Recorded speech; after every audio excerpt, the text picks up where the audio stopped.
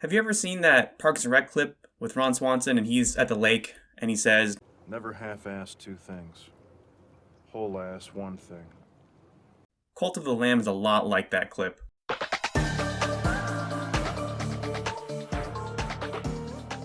Cult of the Lamb is the latest in the indie roguelike randomly generated dungeons game, but on top of the combat and random dungeons, you'll also be doing some base building and managing your cult with the ultimate goal of reviving the one who waits, who is Satan.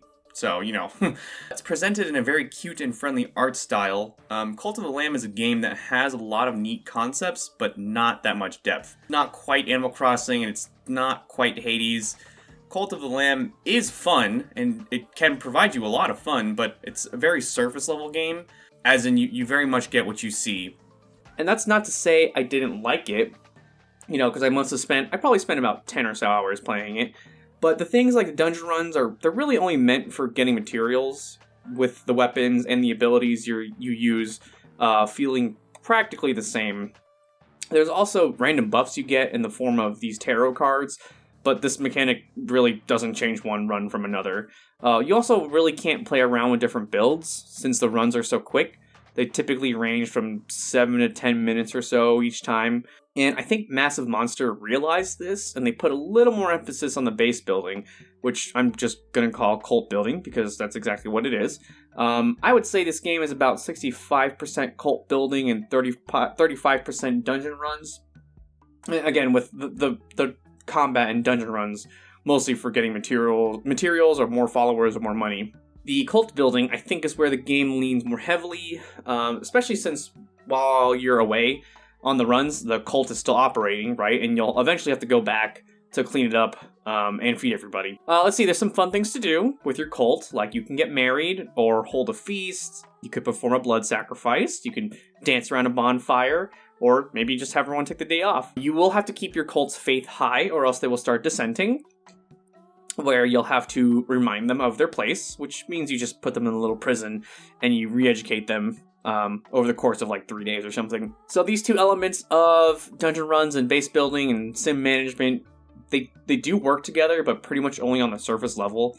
Like dying in a run will lower your cult's faith a little bit, but it's super easy to win people back, right? You do like one sermon and then a ritual and they're fine. They're cool again.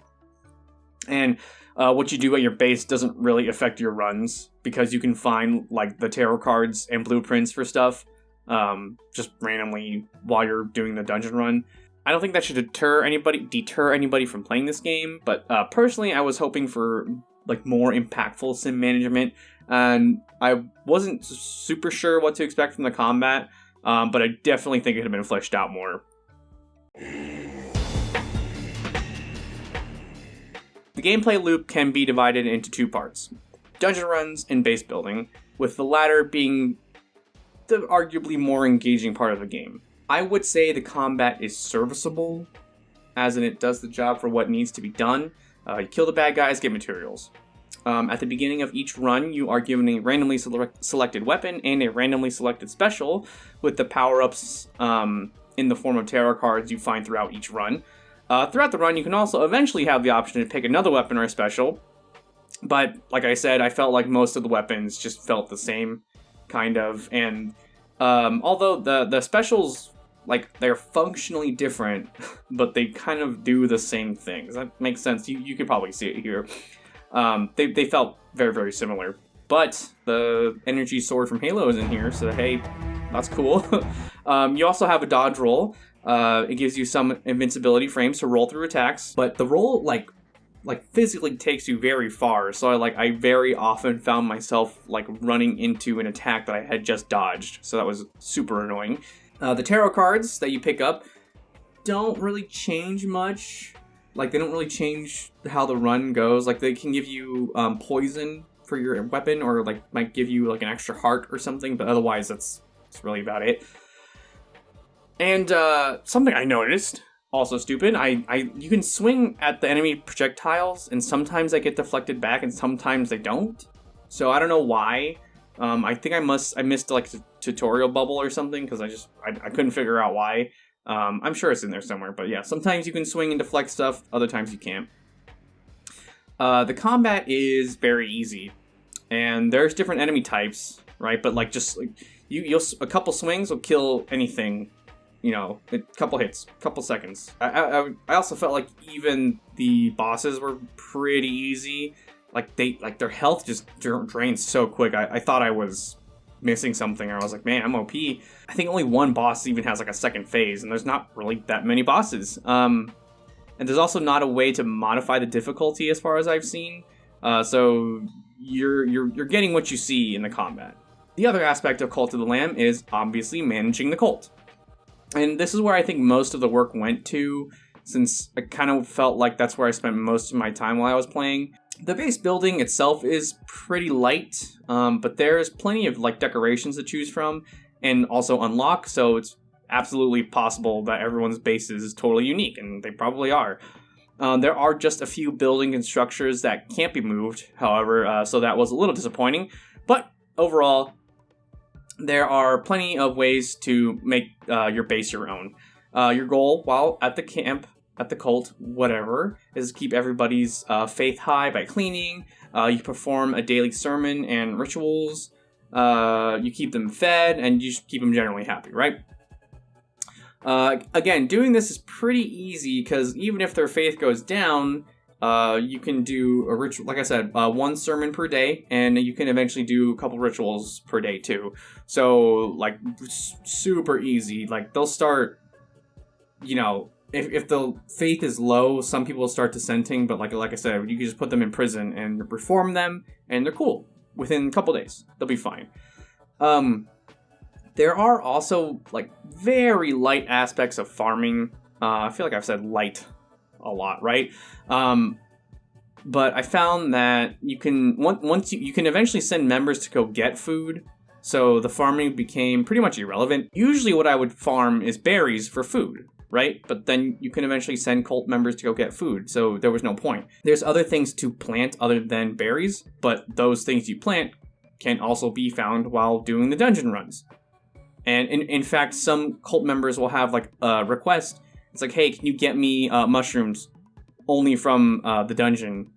Right? You can grow the mushrooms on your farm thing, but it doesn't fucking matter.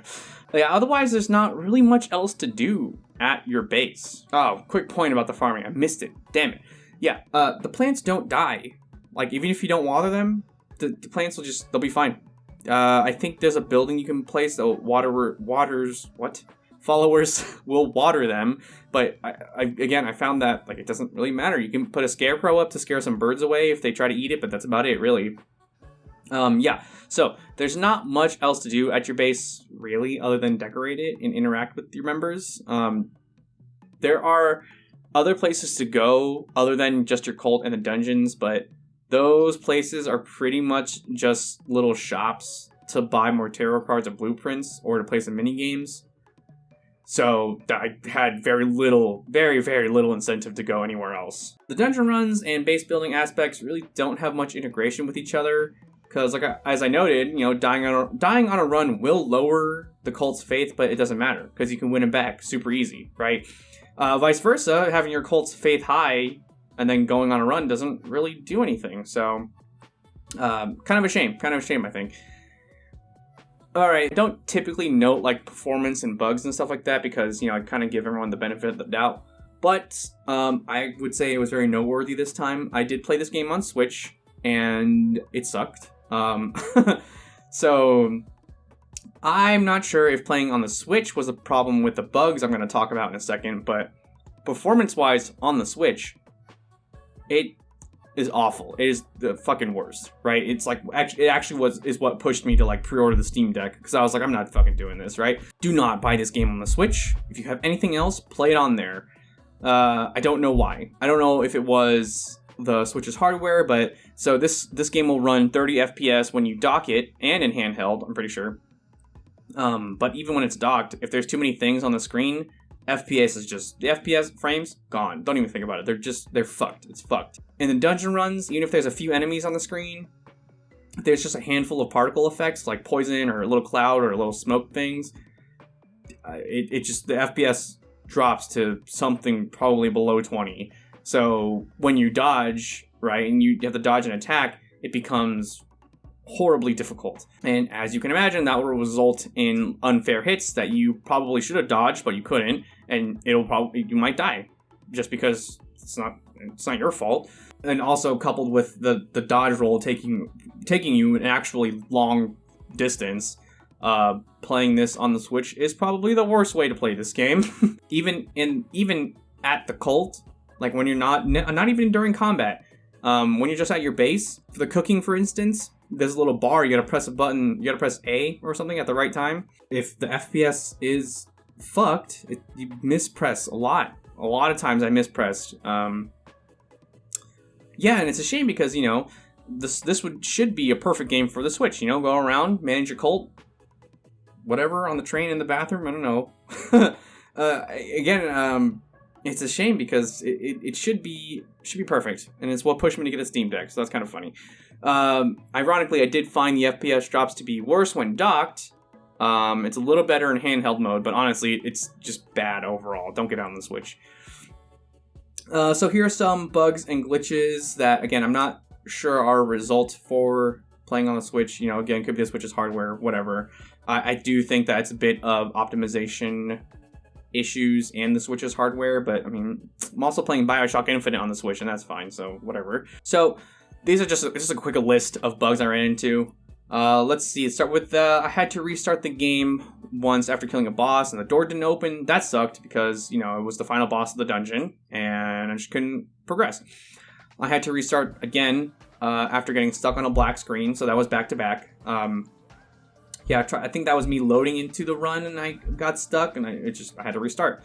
I think I had to close it, actually. Let's see, one time I couldn't build, like, anything. My followers could build stuff, but I couldn't, so I had to save and quit, and then I fixed it. This is not a game breaking or anything.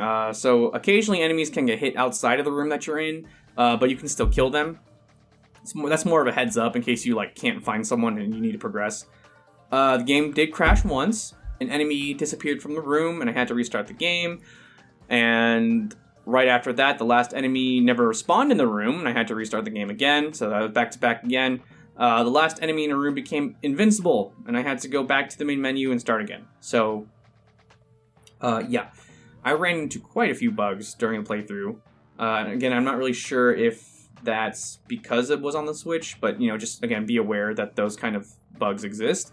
I wouldn't call them game-breaking because, you know, I didn't have to start over my cult or anything, but it got pretty annoying just having to restart all the time.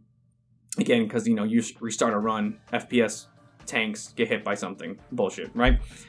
So, overall, I do think Cult of the Lamb is a fun game. I just wish there was more to keep me enticed to play it. You'll have to really be invested into wanting to continue decorating your base, since there's really not much else to do, and honestly, not a lot of incentive to do so, especially in the endgame.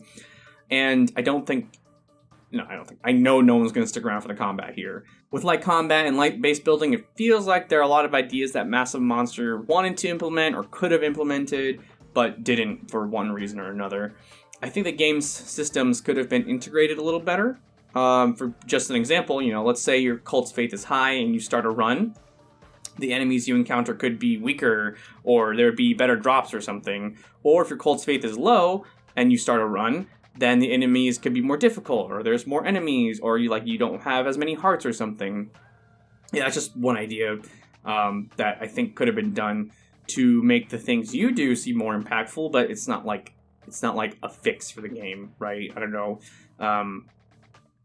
It's just something that I think could have made the integration a little better between the two main gameplay loops of this game. So I think if you've liked what you've seen, then you'll probably like Cult of the Lamb, but just be aware that it's a very, very quick and easy one and done kind of game. Like I said, I probably spent about 10 hours playing it, maybe a little more.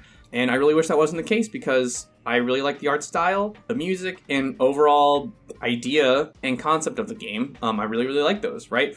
But there's just not a lot here to keep someone playing after the end game. But despite all the bugs I listed and all that stuff I just said, like gameplay loop, I still think Cult of the Lamb is a game worth checking out if you're interested. So I am going to give Cult of the Lamb a single thumbs up emoji. There's no real rating system. That's what I've got for now, but I think some games might get 2 or 3 thumbs up, or maybe not, I don't know.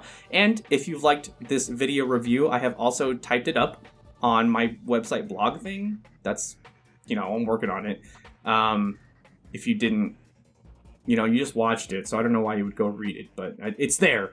It's there. It's the same thing. It's got a single thumbs up emoji. If you like this video, thank you. Say subscribe for more, but you can do whatever you want, honestly. I'm not your boss. Yeah, if you liked it, if you played the game, let me know what you think about it, because I'm curious to see what people think of. I think this genre, indie roguelike, is getting I don't want to say oversaturated, right? I mean, it's a little oversaturated, but it's not bad. But yeah, if you play the game, let me know what you think. If you like the video, let me know what you think. And if you go read the thing, let me know what you think too. Thanks for watching.